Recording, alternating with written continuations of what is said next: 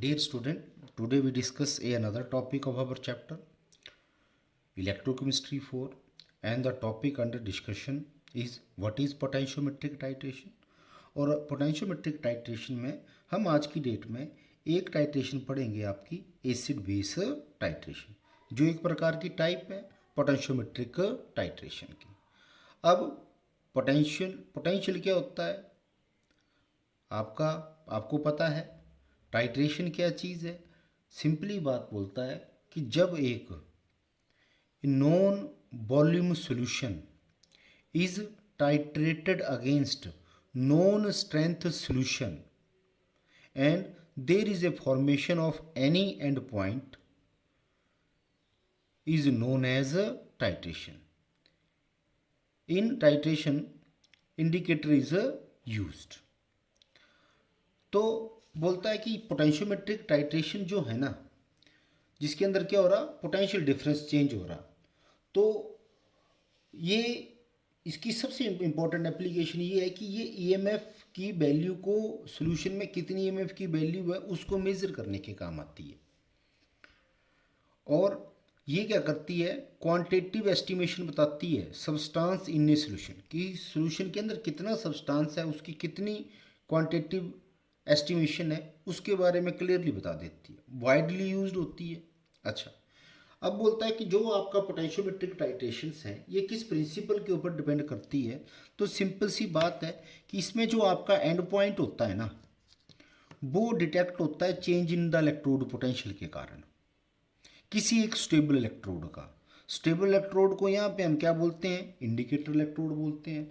और जो आपके इंडिकेटर इलेक्ट्रोड होता है वो उसी के ओन आयन सॉल्यूशन के अंदर क्या होता है, डिप्ड होता है या इमर्स्ड होता है, जिसको हमने क्या करना होता है, टाइट्रेट करना होता है। और जब हम इसको टाइट्रेट करेंगे तो उसके कहने का मतलब जो उसका जो पोटेंशियल डिफरेंस चेंज होगा, उसका जो पोटेंशियल डिफरेंस चेंज होगा उसको टाइट्रेशन से होगा, उसको हम सिंपली क्या कह देते हैं, पोटेंशियोमेट्रिक टाइट्रेशन कह देते हैं।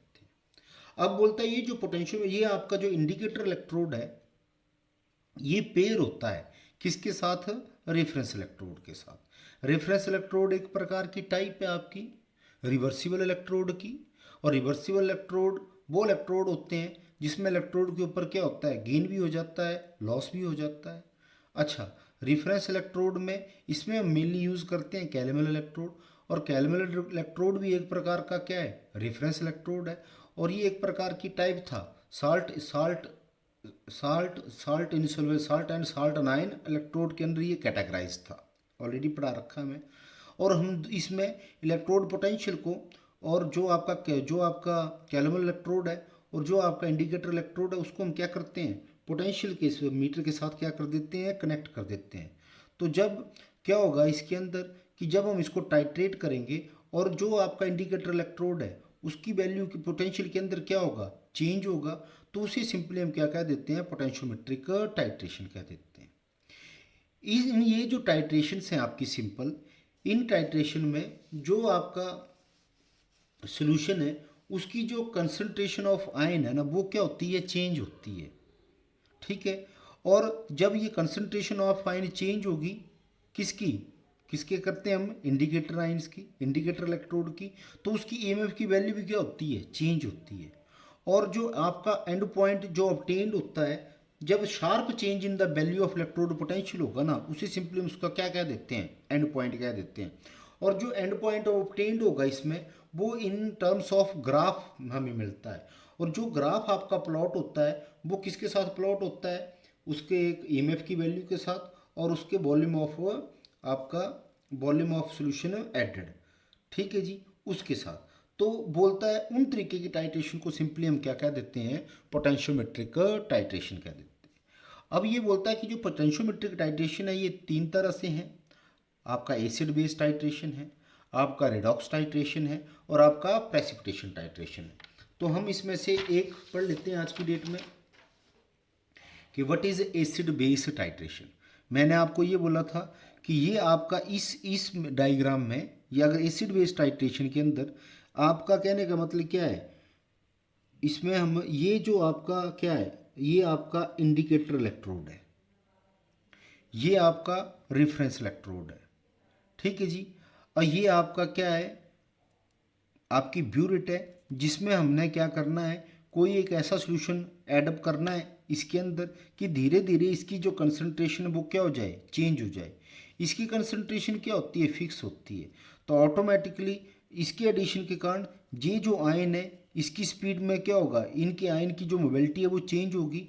और ये क्या करेगा, इसके कनेक्शन के साथ क्या करेगा, पोटेंशियल डिफरेंस की वैल्यू को addition of this value, addition of volume taken in a burette या addition of solution taken in a burette के कारण क्या होगा, उसकी जो आपकी ईएमएफ की वैल्यू क्या होगी, चेंज होगी।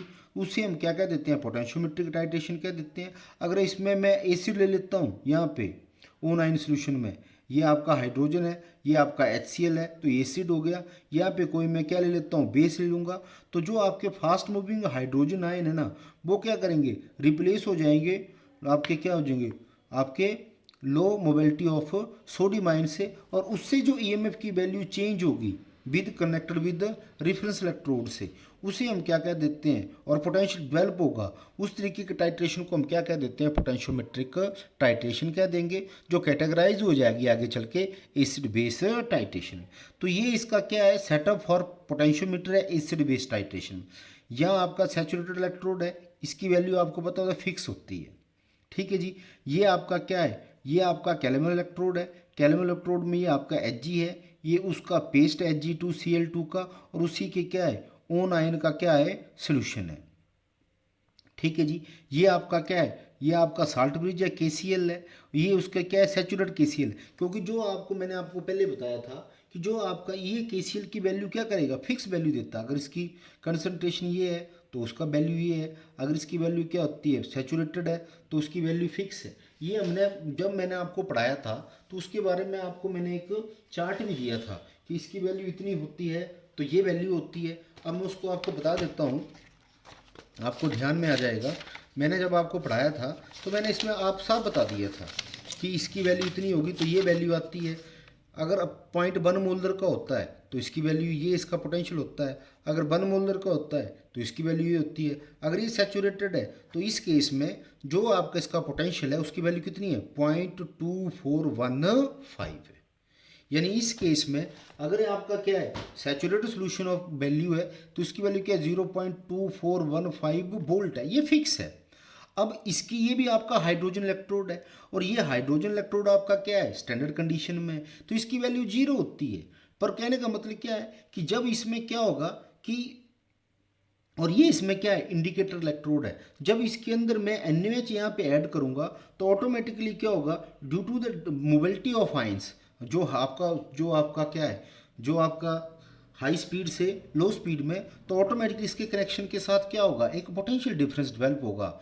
उस तरीके की टाइट्रेशन को हम क्या कह देते हैं, पोटेंशियोमेट्रिक टाइट्रेशन कह देते हैं। और ये इसका एक प्रकार का एग्जांपल है, यहाँ पे ये एसिड है, ये आपका इसका बेस है, तो ये क्या हो गई, आपकी एसिड बेस टाइट्रेशन हो गई। अच्छा, तो बोलता है in this type of titration hydrogen electrode और gas electrode was use as a indicator electrode. यहाँ पे मैंने क्या ले लिया है, हाइड्रोजन इलेक्ट्रोड ले लिया है। Generally calomel electrode is used as a reference electrode. अब कैलेमल इलेक्ट्रोड मैं पहले बता चुका हूँ, ये रेफरेंस इलेक्ट्रोड है, ये इसकी टाइप है, इसके KCl के सोल्यूशन के ऊपर ईएमएफ की वैल्यू डेवलप करेगी। अगर ये आपका सैचुरेटेड सोल्यूशन है तो इस केस में इसकी ईएमएफ की वैल्यू कितनी है, 0.2415 वोल्ट है। अच्छा, वर्किंग कैसे करता है, हम क्या करते हैं कि non volume of acid taken in a beaker, हम यहाँ पूरा सेटअप लगाते हैं। हम ये क्या लेते हैं, एक नॉन वॉल्यूम, ये आपका क्या है, नॉन वॉल्यूम में 20 ml 30 ml 40 ml जो भी है नॉन वॉल्यूम में, उसको हम किसके अंदर ले लेते हैं, बीकर के अंदर ले लेते हैं, और उसके अंदर क्या डिप कर देते हैं, हाइड्रोजन इलेक्ट्रोड। हाइड्रोजन इलेक्ट्रोड आपका क्या है, गैस इलेक्ट्रोड है। ये अगर इसका कंडीशन क्या, अगर 25 डिग्री सेल्सियस है, 1 atm है, और सारी वैल्यू इसकी कंसंट्रेशन क्या है, मतलब 1 मोलर की है या उसकी कंसंट्रेशन में पता है, स्टैंडर्ड है, इसकी अगर प्रेशर स्टैंडर्ड है, टेम्परेचर स्टैंडर्ड, तो ये भी क्या है, स्टैंडर्ड है। और इसकी स्टैंडर्ड की वैल्यू, सारा वैल्यू किसके ऊपर होती है, प्लैटिनम। प्लैटिनम आपका क्या है, इनर्ट इलेक्ट्रोड है, ठीक है जी। तो सारा जो एक प्रकार का क्या है, ये गैस इलेक्ट्रोड की टाइप है, सारा काम किसके ऊपर होगा, यहाँ पे बबलिंग से आएगा, ठीक है। अच्छा, अब इसमें एक और मैं सिंपल सी बात आपको एडअप कर देना चाहता हूँ कि ये आपका क्या है, ये आपका इंडिकेटर इलेक्ट्रोड है, और ये आपका क्या है, सिंपली आपका कैलम इलेक्ट्रोड है, और ये जो वैल्यू है इसकी वैल्यू फिक्स है, इसकी वैल्यू कितनी है 2415 वोल्ट। अच्छा, अब क्या होगा, वर्किंग क्या है कि एक नॉन सोल्यूशन हम HCl का बीकर के अंदर ले लेते हैं, उसके अंदर हाइड्रोजन की इलेक्ट्रोड डिप्ट कर देते हैं, उसको हम सैचुरेटेड कैल्शियम इलेक्ट्रोड के साथ क्या कर देते हैं, कनेक्ट कर देते हैं। ठीक है, अब हम इसमें क्या करते हैं, NaOH ऐड करते हैं। जब इसके अंदर NaOH ऐड करेंगे तो क्या होगा, पीएच की वैल्यू चेंज होगी। पीएच की वैल्यू क्यों चेंज होगी कि ये जो आपका उसके ओन आयन का सोल्यूशन है, ये आपका क्या है, HCl का सोल्यूशन है, तो इसके अंदर क्या है, H पॉजिटिव और Cl नेगेटिव आयन है। तो ये जो आपके H पॉजिटिव है उसकी ये आयन क्या है, इसकी जो कहने जो फास्ट मूविंग क्या है आयन्स है, ये NaOH के साथ रिएक्शन करके क्या करेंगे, इनकी जो कंसंट्रेशन है वो क्या होगी, चेंज होगी। तो इनकी जो मोबिलिटी है वो क्या होगी, चेंज होगी।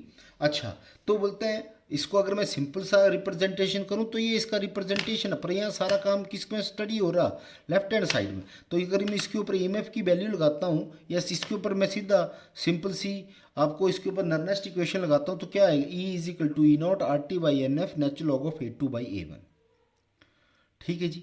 अच्छा, अब यहाँ पे क्या आ जाएगा, ये आपका E0 है, RT की वैल्यू आप क्या भर दो, R की वैल्यू 8.314 भर दो, N की वैल्यू आप ये भर दो, T की वैल्यू आप ये भर दो, इसकी वैल्यू नेचुरल लॉग भर दो, सारी की वैल्यू जब भरेंगे तो इसकी वैल्यू आपकी ये आ जाएगी, और इसकी ये क्या आ जाएगा, ये क्या है A2/A1, A2/A1। तो किसके ऊपर आ जाएगा सारा का सारा, इसके अंदर ये आप आएगा हाइड्रोजन आयन।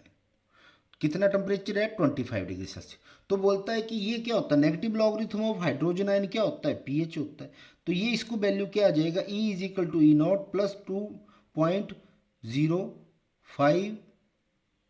2.0591 pH, ये इसकी क्या आ जाएगी, EMF आ जाएगी। ठीक है। अच्छा, अब हमें स्टैंडर्ड पता है इसकी वैल्यू का, ये इसकी पीएच की वैल्यू आ जाएगी। अब बोलता है कि हमें इसमें जो EMF है ना ऑफ द सेल वो डिपेंड करेगी कंसंट्रेशन ऑफ आयन के साथ और पीएच ऑफ द सोल्यूशन के साथ, और हम इसमें क्या करते हैं, ग्राफ प्लॉट करते हैं। और ये ग्राफ हमें ये बता देता है कि जब हम स्टार्टिंग में क्या होता है कि जब हम इसके अंदर वॉल्यूम ऐड करते जाते हैं ना तो पहले पहले क्या होती है, स्पीड बढ़ती है। ठीक है जी, स्पीड क्या होती है, बढ़ती है। तो कहने का मतलब क्या है कि जो EMF की वैल्यू वो धीरे धीरे धीरे धीरे धीरे धीरे धीरे धीरे धीरे धीरे बढ़ती होती है। ठीक है जी। ठीक है। अब बोलता है कि फिर क्या होता है कि जैसे जैसे हम इसमें ऐडअप करते चले जाते हैं तो एक पोजीशन के ऊपर इसकी वैल्यू क्या कर जाती है, स्लाइट चेंज हो जाती है। Steep portion of a curve is indicate at the end point. अब बोलता है कि फिर चाहे उसके बाद हम ऐड करते जाए ना तो बहुत लिटिल इफेक्ट होता है EMF के अंदर। यहाँ EMF की वैल्यू क्या हो जाती है, लगभग एकदम से स्टीप के तरीके से क्या हो जाएगी, बढ़नी शुरू हो जाएगी। ठीक है। और ये वैल्यू किसके कारण बढ़ रही है कि जो एडिशन के कारण बढ़ रही है, तो ऑटोमेटिकली ये जो इसका क्या होगा, पॉइंट ऑफ इंटरसेक्शन होगा, ये वो वॉल्यूम ले लेंगे, सिंपल सा फार्मूला लगा लेंगे और इस तरीके से हम क्या कर लेंगे, EMF की वैल्यू को मेज़र कर लेंगे। तो इस तरीके के टाइट्रेशन को सिंपली हम क्या कह देते हैं, पोटेंशियोमेट्रिक टाइट्रेशन कहते हैं।